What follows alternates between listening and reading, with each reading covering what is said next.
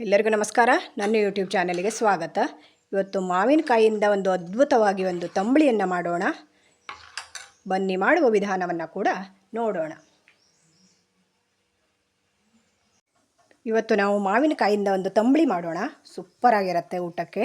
ಇಲ್ಲಿ ಅರ್ಧ ಹಸಿಮೆಣಸು ಹಾಕಿದ್ದೇನೆ. ಹಾಗೆ ಇಲ್ಲಿ ಒಂದು ಮಾವಿನಕಾಯಿ ತಗೊಂಡಿದ್ದೇನೆ. ಹಾಗೆ ಒಂದು ಸ್ವಲ್ಪ ಕಾಯಿ ತುರಿ, ಇದಿಷ್ಟನ್ನು ನಾನು ಗ್ರೈಂಡ್ ಮಾಡಿ ತರ್ತೇನೆ.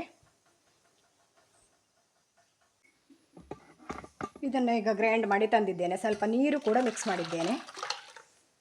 ಹಾಗೆ ಸ್ವಲ್ಪ ಕಡೆದ ಮಜ್ಜಿಗೆ, ಜಾಸ್ತಿ ಹಾಕೋ ಹಾಗಿಲ್ಲ, ಯಾಕೆಂದರೆ ಇದು ಮಾವಿನಕಾಯಿ ಹುಳಿ ಇರುತ್ತೆ. ಹಾಗಾಗಿ ಜಾಸ್ತಿ ಸಾಮಗ್ರಿಗಳು ಬೇಡ, ತುಂಬ ರುಚಿಯಾಗುತ್ತೆ ಊಟಕ್ಕೆ. ಈಗ ರುಚಿಗೆ ತಕ್ಕಷ್ಟು ಉಪ್ಪು, ಮತ್ತು ನೀರು ಕೂಡ ಬೇಕಾದರೆ ಆ್ಯಡ್ ಮಾಡ್ಕೋಬೋದು.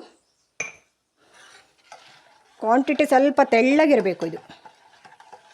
ಈಗ ಇದಕ್ಕೊಂದು ಗಮ್ಮತ್ತಿನ ಒಗ್ಗರಣೆ, ಸೂಪರ್ ಆಗುತ್ತೆ ಊಟಕ್ಕೆ. ಹಾಗೆ ಇಲ್ಲಿ ಒಂದು ಸ್ವಲ್ಪ ಕರಿಬೇವು,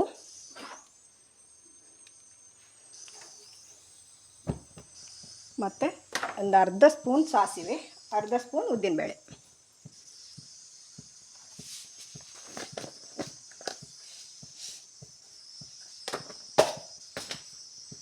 ಹಾಗೆ ಎಣ್ಣೆ.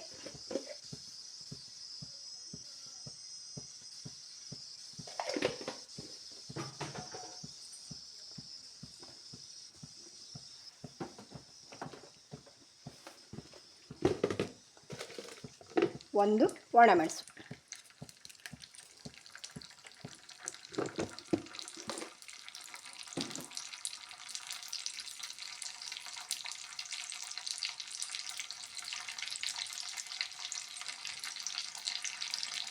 ಹಾಗೆ ಸ್ವಲ್ಪ ಒಗ್ಗರಣೆಗೆ ಒಂಚೂರು ಹಿಂಗೆ ಹಾಕ್ತಾ ಇದ್ದೀನಿ.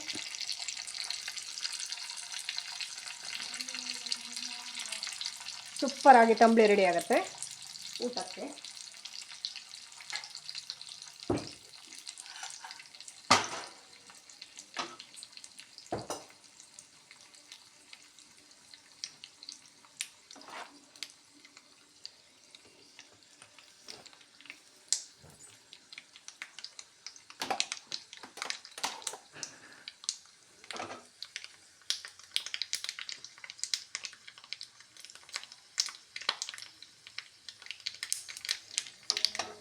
ಬಿಸಿ ಬಿಸಿ ಅನ್ನಕ್ಕೆ ಮಾವಿನಕಾಯಿ ತಂಬಳಿ ರೆಡಿ ಆಯಿತು.